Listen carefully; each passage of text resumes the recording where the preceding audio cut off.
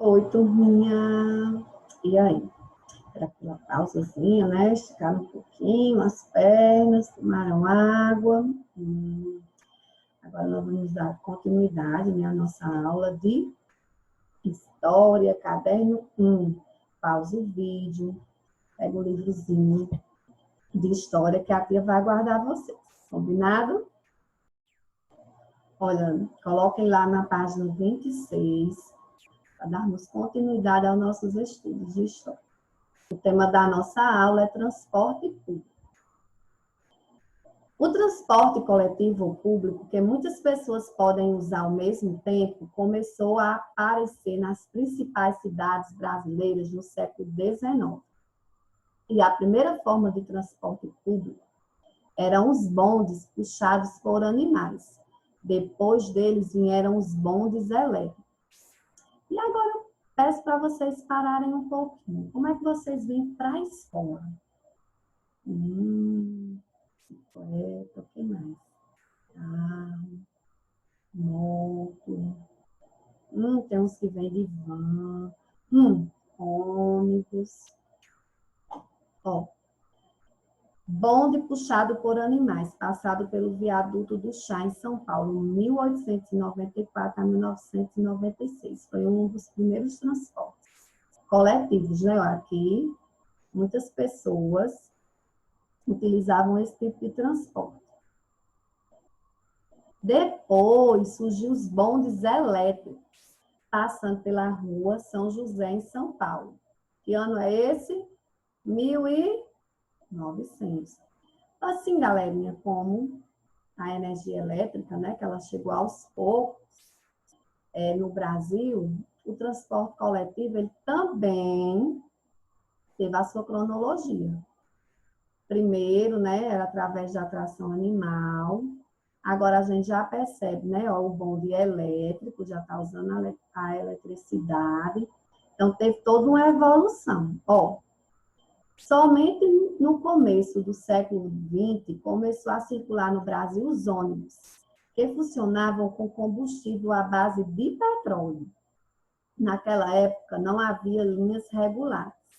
Isto é, não se sabia exatamente onde e quando o ônibus iria passar.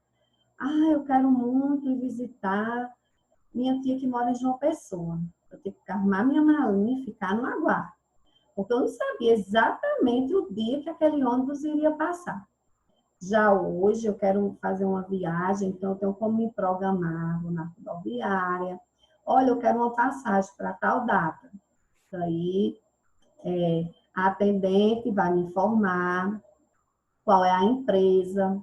Aí tem várias empresas de ônibus. O horário. Eu posso até escolher o número da minha cadeira. Eu quero próximo à janela. Não, não quero próximo à janela, eu quero ficar no corredor. E antes eles não podiam escolher. Em 1925 foi inaugurada em São Paulo a primeira empresa de ônibus, regulada à cidade, com horários, rota e tarifas fixas. Um exemplo, quem vem para a escola de ônibus, de van, já sabe o horário certinho que eles vão passar. Quanto vai custar por mês, dependendo do transporte, né? Às vezes o município é quem paga, vocês não têm que pagar, outros são contratados pelos pais, né? Os responsáveis. Nos últimos 90 anos, os ônibus foram se modificando, ficando mais velozes e mais confortáveis.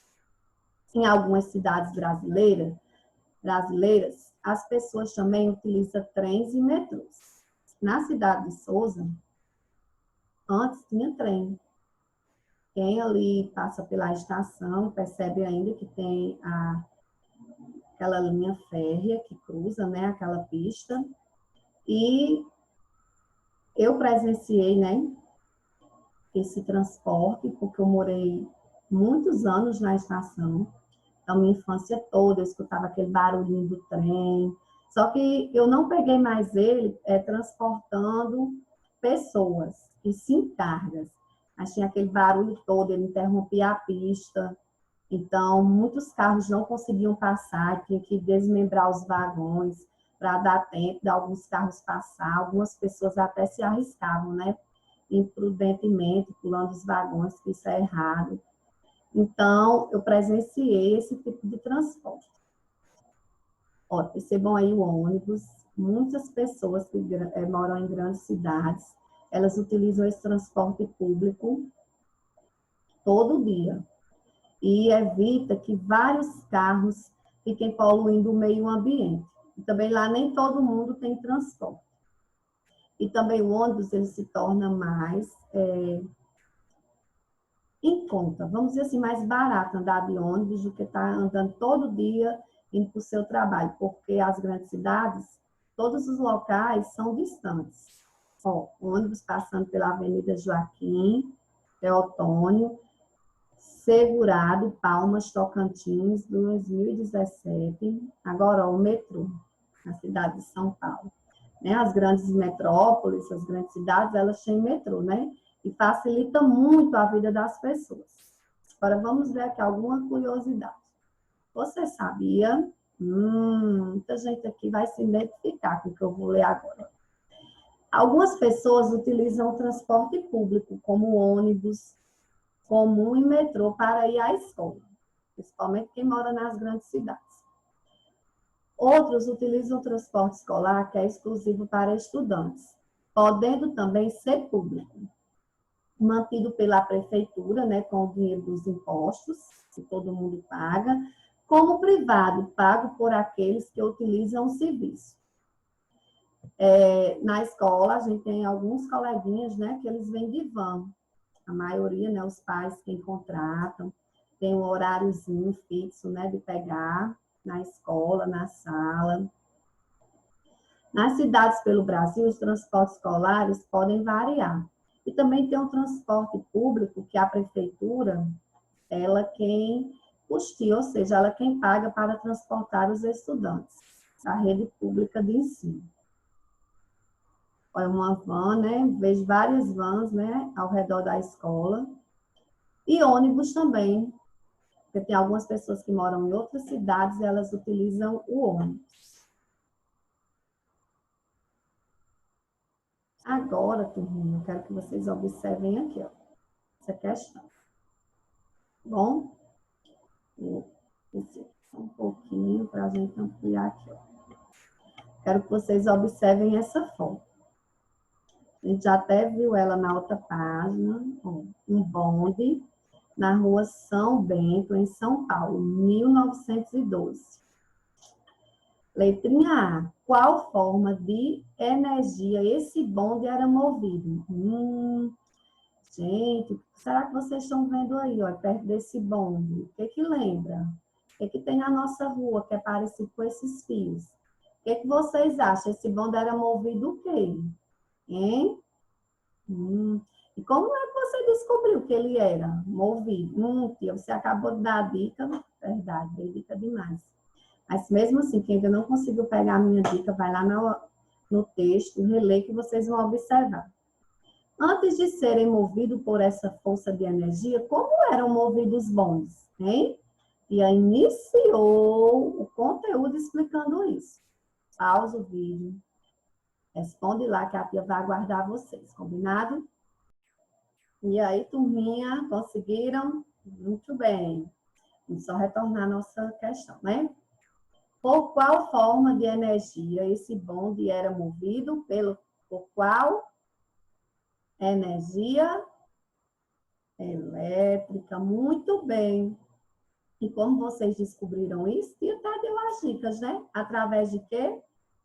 Dos fios, né? Vocês estão percebendo que é vários fiozinhos, né? Então, foi fácil, né? Ó, conectando aqui o bonde, né? Aos fios, né? Que transmitiam a eletricidade, né? Até o bonde. Antes de serem movidos, né? A letrinha B, por essa forma de energia, como eram movidos os bondes? A primeira imagem, por animais. Que tipo de animais vocês podem me citar que conduziam esse transporte, o bonde? Burros ou cavalos. Muito bem, foi fácil essa, né? Vocês conseguiram responder rapidinho. Mesmo assim, eu vou deixar aqui as respostas, caso alguém ainda tenha ficado com alguma dúvida. Combinado? Quem não tiver conseguido, pausa lá o vídeo e pega a resposta. Quem respondeu, ótimo. Ó, esse bonde era movido por energia elétrica e é possível saber isso pela presença de um cabo no alto do bonde, ligando a fios que transmitem eletricidade para mover o veículo. Mas vocês já fizeram resumidamente, não tem problema. Está correto também. E B, qual era, né, o outro tipo? O bonde era, os bondes eram movidos por animais, né, como burro e cavalos. Muito bem, coloca o Czinho de certo, tá bom? Porque tia quer ver esses livros, tudo ok. Agora vamos lá para a página 28 e 29. Todo mundo lá? Ótimo. Ter acesso ao abastecimento de água e à coleta de esgoto. Gente, vocês acham que sempre teve água na torneirinha da casa de vocês e rede de esgoto, que compõe o saneamento básico antigamente? Nem sempre foi assim.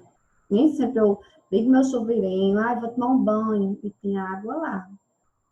Antigamente as pessoas tinham que pegar água em poço, outras em rios, açudes, isso mesmo. Nem sempre a água era tão acessível como hoje. Vamos entender um pouquinho dessa história. Olha, o primeiro arqueduto, canal para conduzir água do Brasil, foi construído em 1727, no Largo da Carioca, Arcos da Lapa, na cidade do Rio de Janeiro. O arqueduto não abastecia todos os locais e boa parte da população obtinha água de bicas, fontes, chafariz e reservatórios de água de chuva. Chovia, já acumulava aquela aguinha. A água era transportada até as moradias pelos escravos em barris de madeira.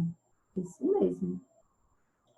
No fim do século XIX, muitas cidades no Brasil já contavam com reservatórios de água e também com a água encanada, mas havia muitos problemas de abastecimento. E ainda era preciso buscar água em lugares públicos ou construir poços particulares. No período colonial, era comum haver barricas no fundo das casas, onde a maioria dos moradores despejavam os dejetos domésticos, ou seja, o número 1 e o número 2, que a gente costuma fazer no banheiro, né? Certo? Todo mundo faz. E no fim do dia, essas barricas eram transportadas por escravos até o mar ou um rio próximo.